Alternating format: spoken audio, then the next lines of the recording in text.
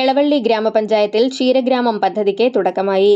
ക്ഷീരവികസന വകുപ്പ് quality control വിഭാഗത്തിന്റെയും Elavally ക്ഷീരോത്പാദക സഹകരണ സംഘത്തിന്റെയും നേതൃത്വത്തിൽ പാലിന്റെ ഗുണനിലവാരം മെച്ചപ്പെടുത്തുന്നതിനായി ബോധവൽക്കരണ ക്ലാസുകൾ നടത്തി. Mullassery block panchayat president ക്ലെമൻ Francis ഉദ്ഘാടനം ചെയ്തു. അതുപോലെ തന്നെ നെൽ കൃഷിയുമായി എനിക്ക് ബന്ധമുണ്ട്.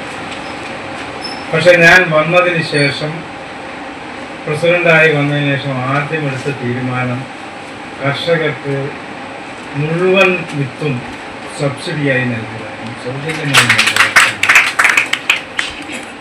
അതിനുശേഷം നമ്മളെടുത്തൊരു തീരുമാനം ബഡ്ജറ്റെടുത്തതാണ് 3 രൂപയുള്ളത് 5 രൂപയാക്കി സബ്സിഡി ക്ഷീര സംഘങ്ങൾക്ക് കൊടുക്കുക എന്നുള്ളത്.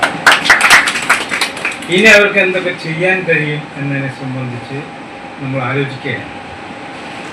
കാരണം ക്ഷീര സംഘവുമായി അല്ലെങ്കിൽ ക്ഷീരപ്രവർത്തനവുമായി ബന്ധപ്പെട്ട് പ്രവർത്തിക്കുന്നവരുടെ പുതിയ തലമുറ ഇല്ലാതായി വരികയാണ്.